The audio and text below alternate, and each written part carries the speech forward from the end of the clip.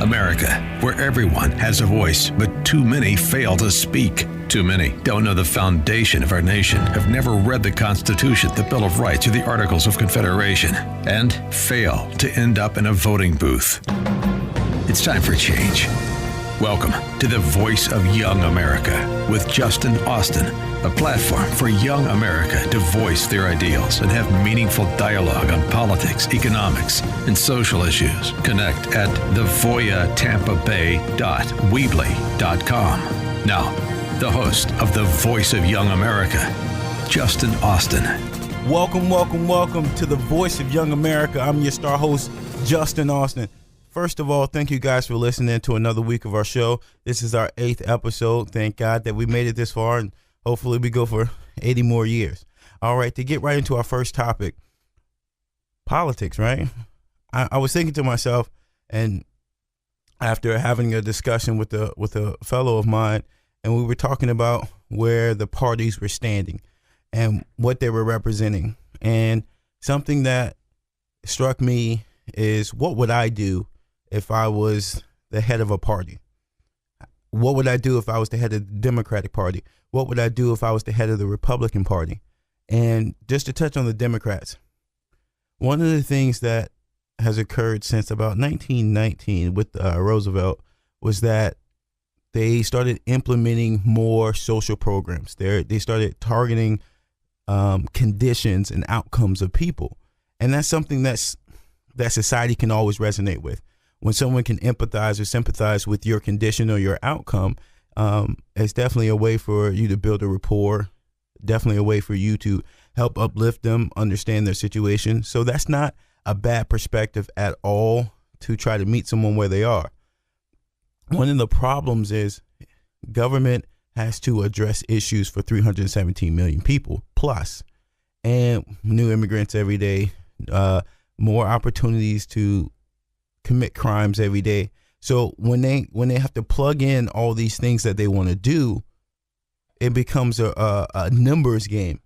You can't, if you try to focus on the outcome or the condition of a particular group of people within a large society, there's some indirect effects, like you would say affirmative action. There's some indirect effects that if you promote an African American over a white male or a white woman due to the fact of affirmative action, then you may be taking the lesser of the two just because you have to meet the quota. When I say lesser of the two, I mean the lesser work ethic or the lesser preparedness for that job just because of that. So they're trying to benefit minorities by increasing their status or their numbers in the workplace, but at the same time, you're hurting businesses because they'll select someone based on affirmative action over the merits of that person or the principles of capitalism, the principles of economy.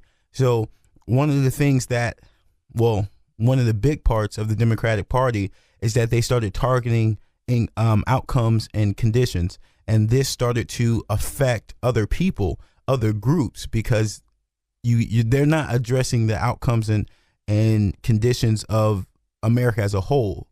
They're identifying groups within the whole to identify their conditions and meet them where they are and provide them benefits. To a certain degree, that's reasonable, as I said before, but then it starts to become a problem when it becomes your whole platform. What I would recommend to the Democrats is to scale back. You can provide equal opportunity. You can provide more opportunities for outcomes to be reached, but you cannot determine someone's outcome. And no matter how much you want to help a certain demographic, if the people who make up that demographic don't have the intangibles, then you're creating something that's unsustainable. Let's look at the housing situation. A lot of these single mothers who receive housing, they get into the system that's supposed to help them build up. That's supposed to help them overcome some of the financial difficulties that they're having.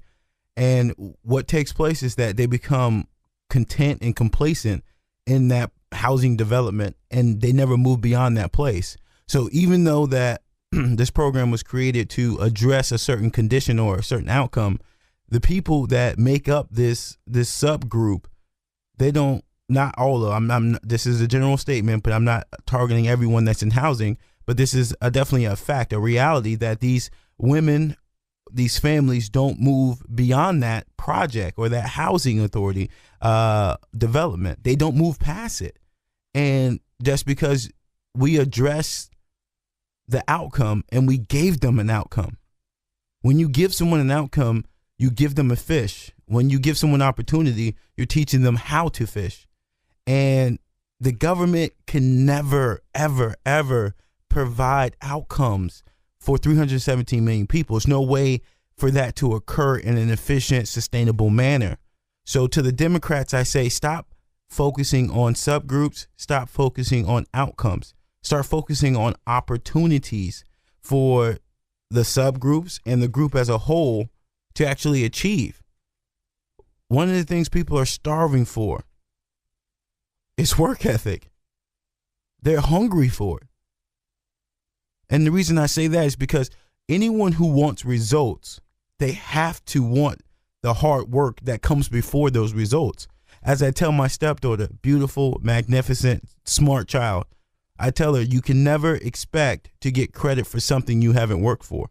If you haven't put that foot forward, if you haven't shown your effort, your intent, you can't expect anyone to give you credit for something that you haven't done. And more so, you should never expect it yourself. You should never expect a result that you haven't worked for. And Democrats are giving outcomes to people, and these people aren't working for these outcomes, and these things don't become sustainable. I can apply that in several different ways. It's prevalent today. We have a entitlement society. That is an outcome conditioned society. The new generation that we're raising up, we're raising gazelles and not lions, which is something we're going to discuss later on in the show. To my Republican friends, what I would recommend is I would recommend that you say what you mean. Republicans were a group where they talked about faith more so in a more personal way than Democrats did.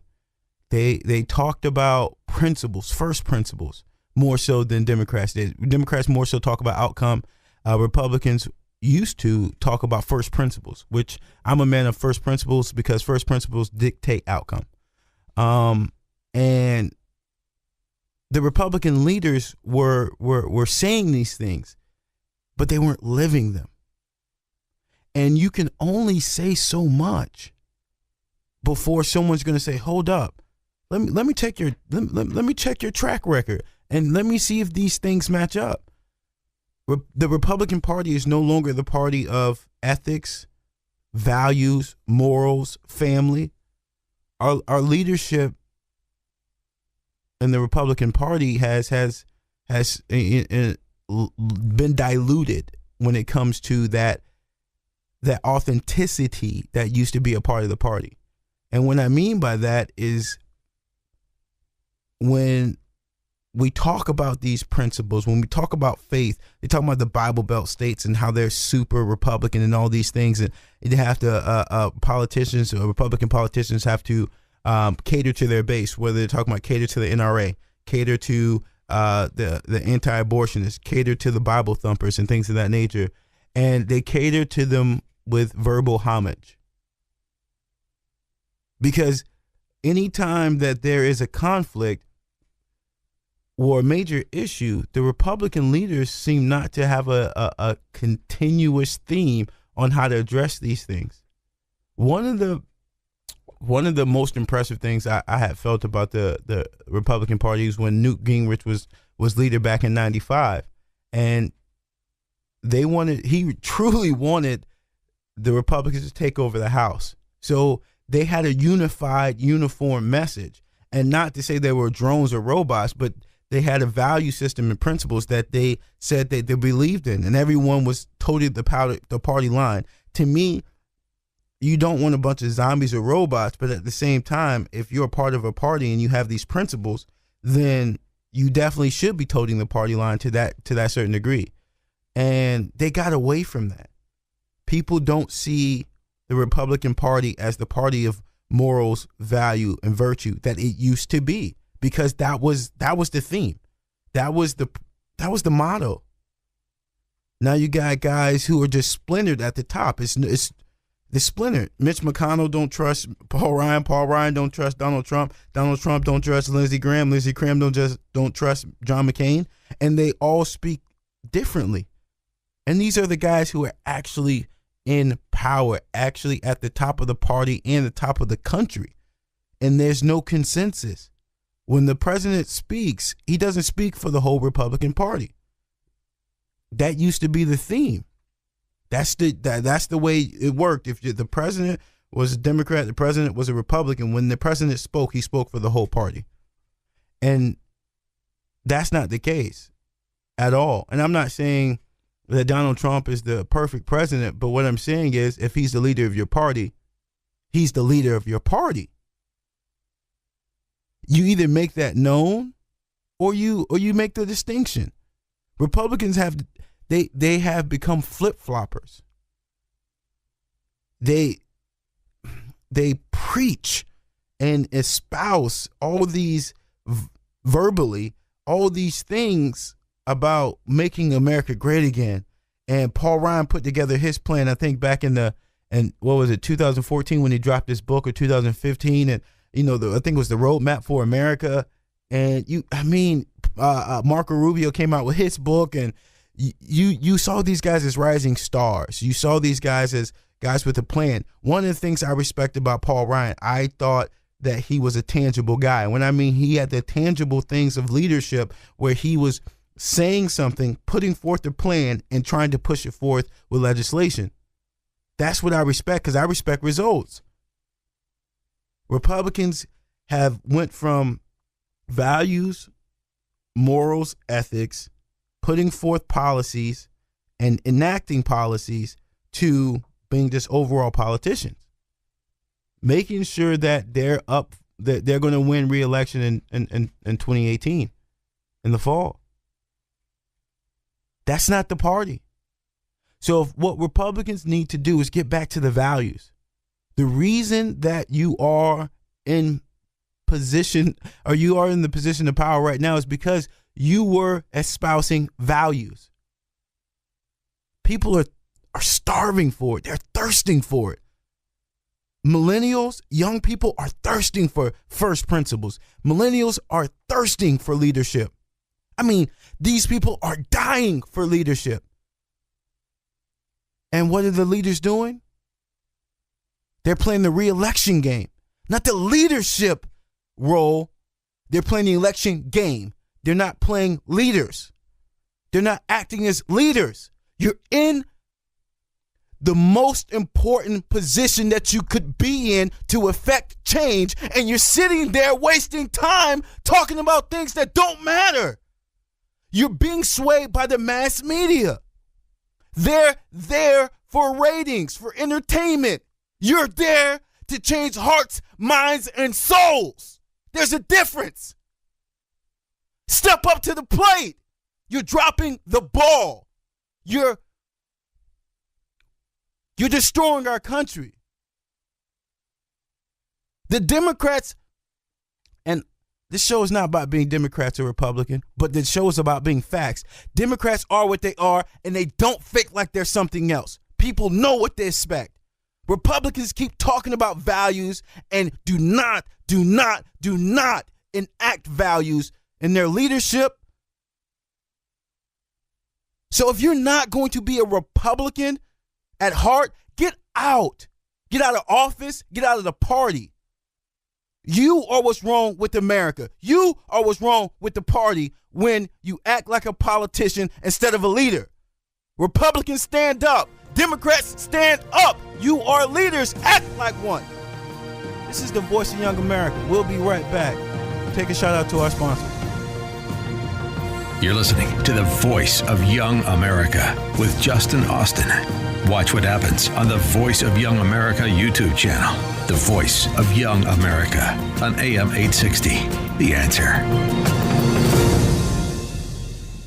I'm Justin Austin, host of The Voice of Young America. When it comes to complete auto repair and fast service, check out the pros at AutoLand Center, 1308 East Bush Boulevard in Tampa, providing professional quality work on all American-made and foreign car models. Great pricing on complete auto repair services, oil changes, and brakes. AutoLand Center at 1308 East Bush Boulevard, where experience and good service go a long way. Call 813-764-7891. That's 813-764-7891. AutoLand Center.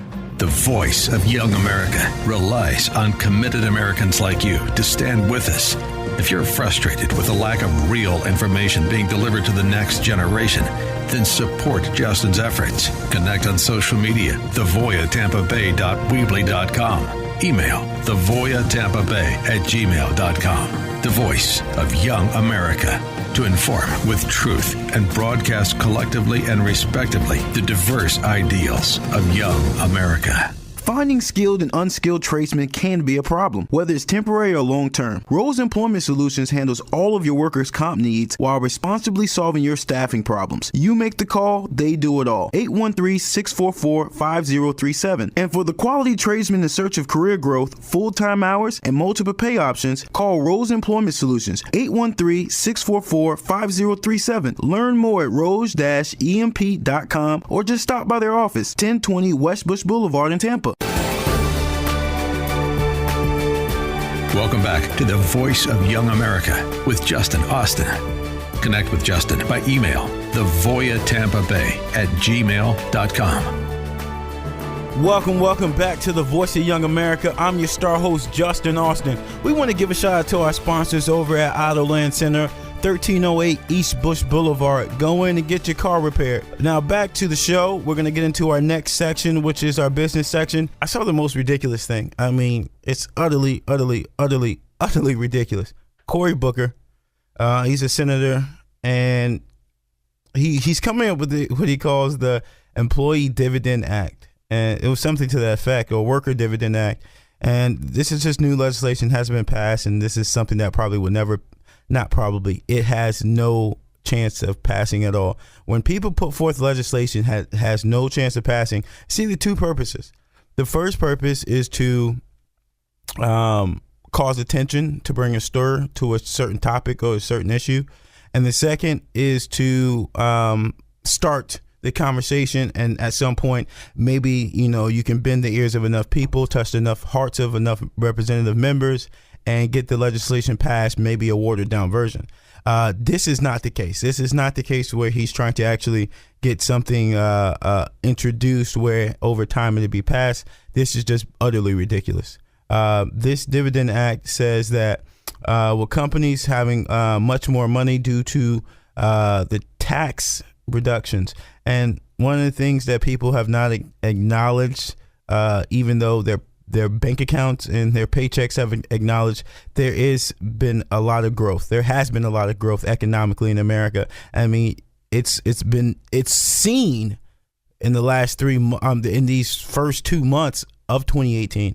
And to just go further, with all this extra money in the pockets of corporations, they're doing stock buybacks, where it's kind of like an IPO in reverse. Just to make it kind of simple for you, excuse me. An IPO, initial public offering, where a company offers shares to the public. A buyback is the reverse, where they are buying back shares from the public. And they're doing this for many of reasons. Drives the stock price up, puts more money in the shareholders' pockets. There's different ways to look at it. But Mr. Booker said that he would like employees to be able to get a percentage of, I think it was anything above $250 million. Basically, how much is spent on the buyback program. The employee should receive some type of dividend in response to that. So like if a company's buying back, let's say 1 million shares at $250 million, 5% of that $250 million should be split among the employees of that company. Ridiculous. This is overreach.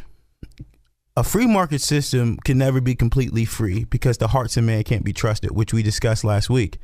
But so there needs to be a certain amount of government regulation to make sure we curb the evilness that will pour into the system. But when you go beyond, just like we were talking about the Democrats going beyond when they look at condition, and then once you create affirmative action, the byproduct is it's going to hurt someone that's not in that subgroup. Well, when you step over the boundaries in the free market system and in capitalism, there's quite damage. There's great damage. One of the things that the Obamacare did was it made employers restructure their companies. I used to work for a staffing company, and once Obamacare was passed, we had our weekly conference call. We always talked about keeping employees under 30 hours because we didn't want to pay insurance. Companies will respond. I wish I had like a draw board for you here so I can just explain it. It's in so many different ways, but just give you a quick rundown. Okay, Obamacare, boom. If if an employee is considered full-time, you have to provide this much benefits in this way and blah, blah, blah. So what happens is, okay, if I don't want to pay insurance to my employees, let me hire 2 more employees, and then what I'll do is I'll split their hours to make sure none of them go above 30 hours. So now, boom, none of my employees get in medical insurance, and I don't have to pay for it. But also on top of that, my employees just lost hours. So that employee that was working 35, 38 hours, 40 hours a week, but with no insurance is now working 28 hours a week with no insurance still. Tell me how Mr. Obama helped that employee. Don't worry, I'll wait. This is what happens. So when Mr. Booker says, okay, you guys are doing a buyback program, you need to give, and this is just hypothetically, if this was to go into law, how do you think companies would respond? The biggest expense on a company's sheet every month is their payroll.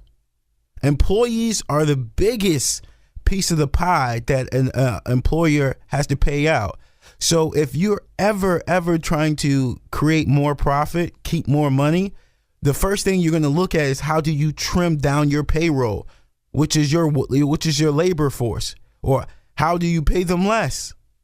That's just basic. That's not companies being greedy. If you're going to trim the fat, you first look at the biggest expense that you have. So how do you think employers will respond to forced payment of this dividend act to employees? You don't think there's loopholes? You don't think that they're going to deprive an employee of something else just to make sure that they don't get this buyback? And that's not the employer being evil. That's him protecting the company, or her protecting the company. We have to stop creating legislation that kills business. But one of the things that I'm confident in is the Republican Congress will never accept it. Will never accept it. Their voter base will never accept it either. Any shareholder worth his salt won't accept it either. So I don't think that there's a snowball's chance in the Sahara Desert for this to work. But the fact that he's even putting forth this legislation, what does that represent? What is Cory Booker's intention by doing that? What is the senator's intention? So if you know that you have a Republican-led Congress and you know you're putting forth something that's extremely anti-Republican, extremely anti-capitalistic, extremely anti-free market, and you know that the majority will go against it, what's even the whole purpose of doing that? It's to highlight this pseudo war between the rich and the poor. That's what it does. That's the whole purpose. They're saying, okay, boom, the tax plan has put more money in the pockets of Americans. But you know what? Even though they got $1,000 bonus, that's not enough, because they got $1,000 bonus, and the executive on Wall Street, well, he got a $1 million bonus. So even if they got an extra $1,000, this other guy got $1 million, and since everybody didn't get $1 million, life is not fair. conditions aren't the same, we still need to do something called wealth redistribution. How is that justifiable? First of all, it has nothing to do with Jesus Christ. I love my Lord and Savior, and I study his word daily. And I'm going to tell you this, nothing that I've read has said from the mouth of Jesus, from the mouth of Paul, from the mouth of Peter, that if you have more money than someone else, you're a bad person and you need to give it to everyone else. Now, what Jesus did say, he said, sell all your belongings, give everything away, and follow me. And that was different. And even when you look at what Lot did, not Lot, the gentleman, him and his wife, when they said they were going to sell their things and they lied to Peter, and then the guy turned into salt. Even then, that wasn't about wealth redistribution. If you're going to serve the kingdom full time, like Christ said when he sent the disciples out, he said, take nothing with you, not an extra cloak, not an extra a walking stick, not an extra anything. Don't even take food or money with you. Everything will be provided for you. So if people try to use the Christianity, Jesus wealth, they're lying to you. Christ was saying that if you are going to dedicate your life to the kingdom, then you don't need these worldly things, because all you need is the basic sustenance, because the rest of it is just all about serving the kingdom. It's not about buying a house. It's not about taking a cruise. None of that. You can't serve the kingdom full time as a full-time employee, a full-time child of God. You can't do a full-time. You can't be a nun and be worried about your stock purchases and all these other things. That's about. That's not wealth redistribution. That's giving everything up to serve the kingdom. There's a difference. People are lying. May I tell you, if that's why I started the Voice of Young America. We're not getting the truth in the church. We're not getting the truth from the media. We're not getting the truth from parents. We're not getting the truth from politicians. Somebody has to tell you the truth. Jesus never said that. Wealth redistribution has nothing to do with Christ. It has everything to do with control. Has everything to do with perspective. If you believe that you are a victim, then that means you have an enemy, and you're the good because you're the victim, and that enemy is the bad. And then once you have a good and bad, like in the Cold War, America was good, Russia was bad. World War II, America was good, Mr. Mustache, Hitler was bad. I mean, anytime that once you have a victim, that's the side of good. Once whoever hurt that victim, that's the bad guy. And so now you have a good and bad situation, and then once you have that, you can start manipulating people's mind. All you have to do is first make them think they're victims. So let me tell you today, you're not a victim. Jeff Bezos did not put a gun to your head and say shop on Amazon. I don't believe Bill Gates put a gun to your head and say buy Microsoft. Steve Jobs did not put a gun to your head. Mr. Zuckerberg did not put a gun to your head. These guys are wealthy because you said, today's Monday, let me give them my money. Today's Tuesday, let me give them my money. Today's Wednesday, let me give Sam Walton and his family my money. No guns were used. Your purchasing power is based on the manipulation you get from the media and from the government. That's how you purchase things. Whatever's a new fad. Who needs an iPhone? Who needs an iPhone X that costs $1,000? Tell me I have a $65 phone and I built 4 websites just using my Android phone that I got $65 from Metro PCS. The reason you need an iPhone is because they shove it in your face every single day. Animated pictures, is that why you need an iPhone? I'm not knocking iPhones, but I'm just want to put it, you spend the money the way you want to. There's no wealth redistribution. Why would there be wealth redistribution? You just gonna give it back. So, okay, Mr. Booker, I hope you're listening. Okay, check this out, Senator Booker. You take all of Microsoft's, Bill, just say if you took all of Bill Gates' money, all of it, you left him $10 and you left him his company and the capital and investments that they have in that company. Give it 5 years. 5 years. He'll be back to a billionaire status. You know why? First of all, the guy makes like, I don't know how many hundreds of dollars per second or something like that. But on top of that, You guys are still going to give them money. If you gave all these people all this money, all they're going to do is give it to Louis Vuitton, Walmart, Amazon, just like they're doing now. So what will wealth redistribution do? It will cause some immediate growth spike in conditions and outcomes, and give it 10 years, people will be right back at the same levels they were at. Because first of all, inflation is going to go up and all these other things. But people are lying to you. Wealth redistribution has nothing to do with Jesus Christ. Wealth redistribution has nothing to do with what's fair and unfair. Wealth redistribution has to do with making someone the victim, making someone the bad guy, so you can control the conversation and control people's perspective and keep them on your side. Who's talking about wealth redistribution? If you were silent today and didn't speak a word, and if you just listen, who's pushing this upon you? Do you think about who's delivering this message and why? Do they really have your best interest at heart? The Senator Cory Booker has the best interest of America at heart by taking from Jeff Bezos and giving back to Bob the Builder? Wake up. This is the voice of young America. We're going to keep talking about the truth. The truth is faith, prayer, hard work, equals results. Moment to our sponsors. We'll be back. Thank you for listening. The voice of young America. You're listening to the Voice of Young America with Justin Austin. Connect with Justin at thevoyatampabay.weebly.com. The Voice of Young America on AM 860. The Answer.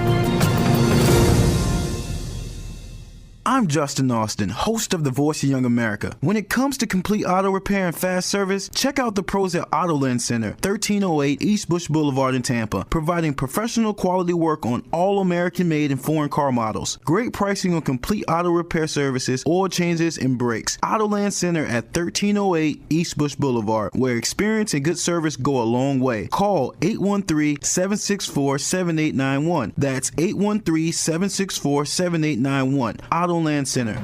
The Voice of Young America relies on committed Americans like you to stand with us. If you're frustrated with the lack of real information being delivered to the next generation, then support Justin's efforts. Connect on social media, thevoyatampabay.weebly.com.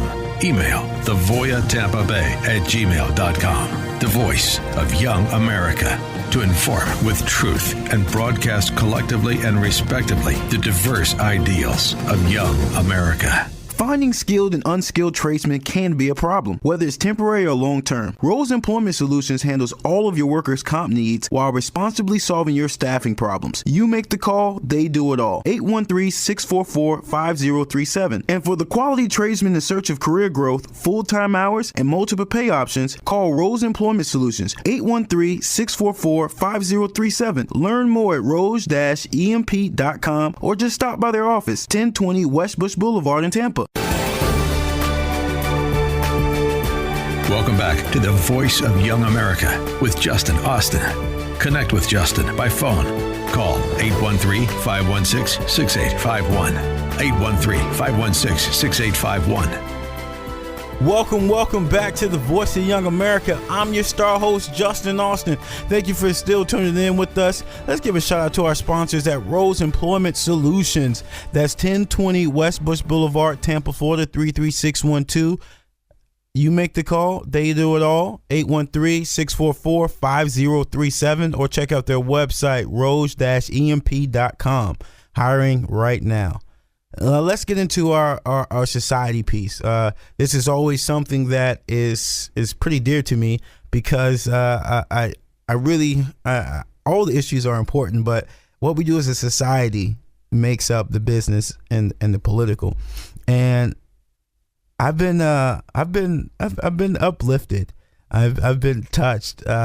Dr. Eric Thomas, they call him the hip hop preacher, or the hip hop guru. The guy, goes from Detroit to Sydney, Australia, to London, to wherever. The guy's he's everywhere. But I listen to his clips, and every single morning I listen to his clips because I like the motivation. I read my scripture, then I listen to some ET. And then I get some, some music going. This is just my routine. I try to throw some meditation in there, but listening to this guy, he talks about a lot of things, and a lot of it is, of course, about economic growth, but it's about growth in general, because to reach that economic growth, he states that you got to have certain characteristics intangibly that are going to propel you in any area of your life, whether it's your marriage, whether it's just your family, whether it's economics, whether it's spiritual. You have to put forth hard work. One of the things I want to identify is that how many people go to church and their pastor helps you walk away with the feeling of, man, this life in Christ isn't easy.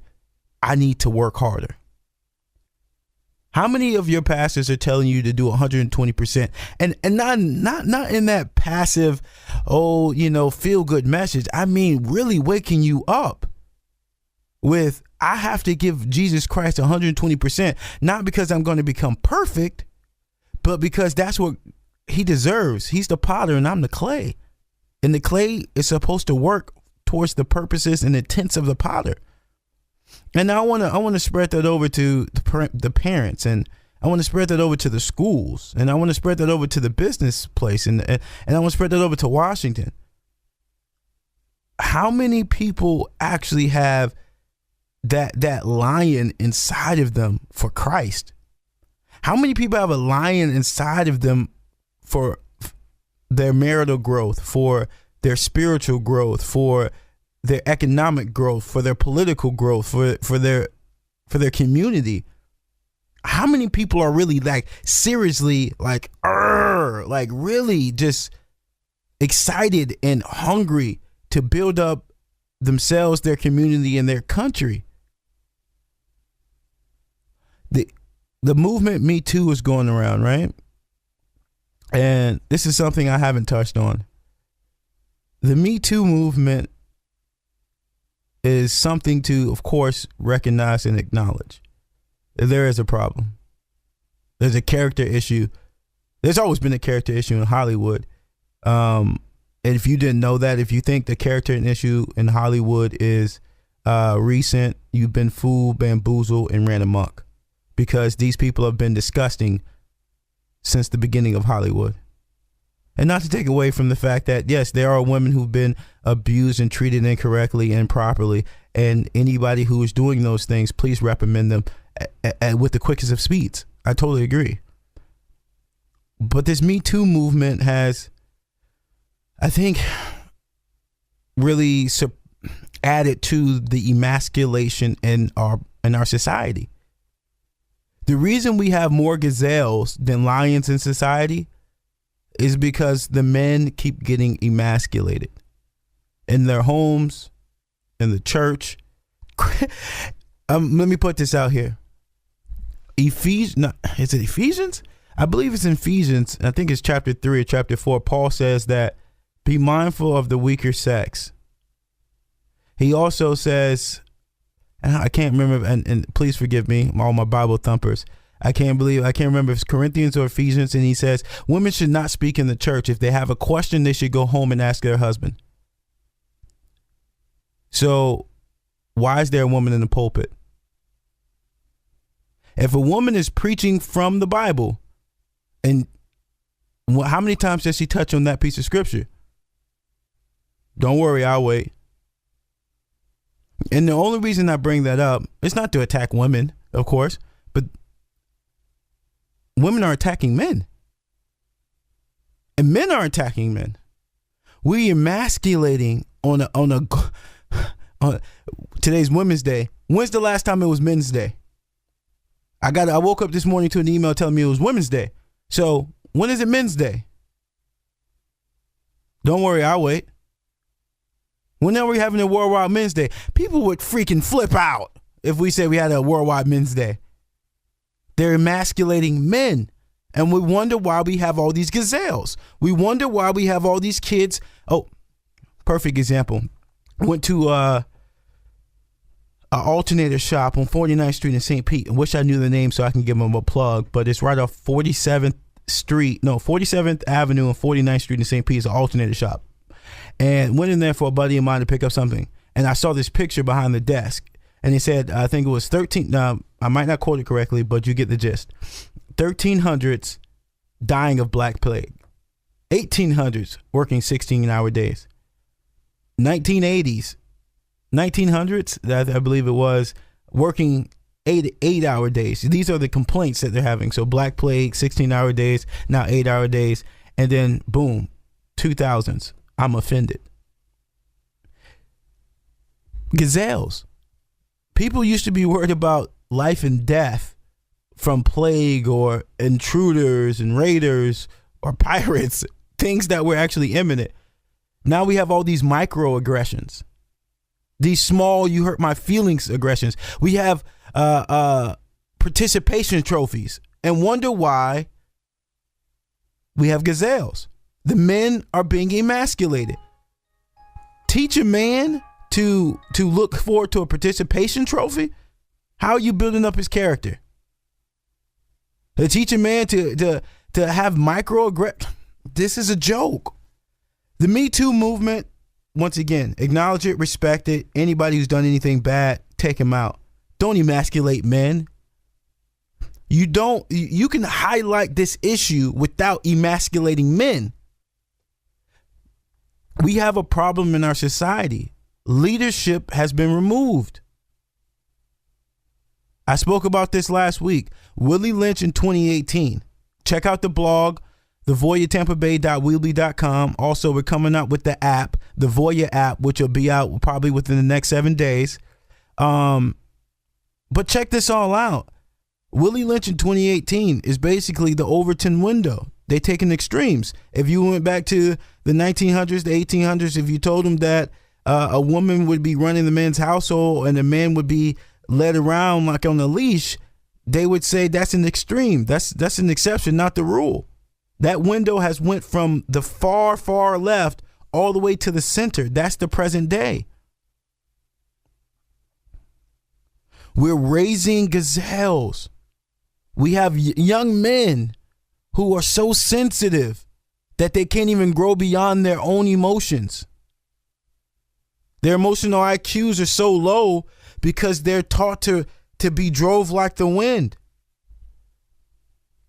So the Me Too movement now is that the Me Too movement is of course the one in Hollywood is about sexual abuse and things of that nature. But it started with sexual abuse, and then now every time a woman gets an award, what does she say? Well, I'm sorry. Every time a woman gets an award, somehow it's men bashing, right? And then everybody applauds. Or you had the one lady who was given the best director award out, and what she say? This is to the all male nominees. So I think Ben Shapiro said, "Tell me what woman deserved to be on there. What like seriously? Make the case. Don't make smart comments. Give people information." You're using these platforms like LeBron James. Call this out. People were talking about LeBron James. I didn't like how Laura Ingraham handled the LeBron James thing because she could have did it differently. But I understand where she came from. I understand where LeBron James came from. He should have handled that much differently. He had an opportunity to make a statement for people to listen to. What did he do? He bashed Donald Trump. Anybody can bash Donald Trump. Children are doing that right now. Children are bashing Donald Trump, calling him a bum. That what does that do? Come on, LeBron. What does that do? Talk about what's the real problem, not just with Donald Trump, but with our government system. Why did he call out Hillary Clinton? Tell me one time when LeBron James has acknowledged Benghazi. Tell me one time when LeBron James has acknowledged the personal server at her house. Tell me when she acknowledged helping spy on Donald Trump through the election. Oh, LeBron, did you not see that news clip? See, that's what I mean. These are the Willie Lynch of 2018. And not to knock LeBron James. But, okay, let me break it down for you. The slave masters are those with innumerable amount of wealth and power. The Uncle Toms are the media and the school system. to get more explicit, in the African American community, who is holding them down? Physically, no one. Psychologically, themselves. No one's going around hanging black people. No one's going around burning down their houses. This is not the 1960s or prior. So physically, now, of course, there's been some excessive abuse by some law enforcement, some, not all. But who's holding them down? No one's physically holding them down or oppressing them. But psychologically, who's holding them down? Lil Wayne? Drake? Lil Uzi? Lil Vert? And the reason I say this is because all they do is spew negativity. They're not teaching you or building up your spirit to do anything healthy. But you bump their music and make them millionaires. But then you're going to talk about Donald Trump don't like black people. Black people don't like even black people, man. If a brother is selling you poison, how does he love you? Stop worrying about Donald Trump. You get mad if he said the N-word, but if Lil Wayne says the B word, the P word, the F word, you repeat him. If he says the N-word, you repeat him. Donald Trump says it, Donald Trump's a racist. Woo, man. Black people, how did black people talk about black people, Africans, right? They want to talk about Donald Trump said the S-hole countries in Africa. How do black people talk about, first of all, how many people know how many countries are in Africa? How many black people know the language in Africa? They don't care about Africa. African Americans don't care about Africa. So don't try to act like you're all offended because Donald Trump called them S-hole countries. You call them S-hole countries. You know some of the most racist people on the planet are older black people? You know what my grandma said to me growing up? She says, Justin, when I was in high school, why are you dating that white girl? And I know she didn't mean it in the most negative sense, but she said it because that's the way she grew up. So stop talking about Donald Trump is racist. You will allow Lil Wayne, Lil Uzi Vert. You will allow some dude dressed as a woman. What's the guy's name? Younger Thug or Lil Thugger? The dude dresses like a woman, and he's a rapper, and you still listen to his music. I think he was working a purse or something. That is the Uncle Tom. Anybody who still... I used to listen to all that rap music. Now I don't. I listen to only Christian, gospel, country, jazz, and mostly just motivational speaking, to be honest. But I used to listen to it too. And then I realized they were selling me poison. Your Uncle Tom, the white man, you want to talk about, it's not the white man, because they're being led like sheep too. The Latinos, the whites, the blacks, the purples, the oranges, however you want to call it. The news media is the other Uncle Toms. They're selling you fake news all the time because they know you don't care. They sell you conclusions because they know you don't think about first principles. They will give, right now, once you finish listening to this broadcast, turn on the TV. Now, when they give you a news clip, they will give you nothing but the outcome. They will give you no first principles. They will never tell you how it started, give you the clear example of what the real issue is, and then give you some ideas on what the outcome should be. They will say, this is what happened, this is why it happened, in the sense of this person's bad. That's it. The Uncle Toms are your rappers. The Uncle Tom are your media pundits. The Uncle Toms are your political leaders, your mayors, your state reps. Those are the Uncle Toms. Anybody who's they're selling you poison and you're just eating it up. America has too many gazelles. This world is ferocious. China's a lion. Russia's the lion. We're creating gazelles. This is the Voice of Young America. Thank you for tuning in this week. Check us out. We love you. I'm Justin Austin. Have a good week. You've been listening to The Voice of Young America with Justin Austin. The Voice of Young America relies on committed Americans like you to stand with us. If you're frustrated with the lack of real information being delivered to the next generation, then support Justin's efforts. Connect on social media, thevoyatampabay.weebly.com. Email thevoyatampabay@gmail.com. And be sure to join us next Saturday evening at 6 for The Voice of Young America here on AM 860. The Answer.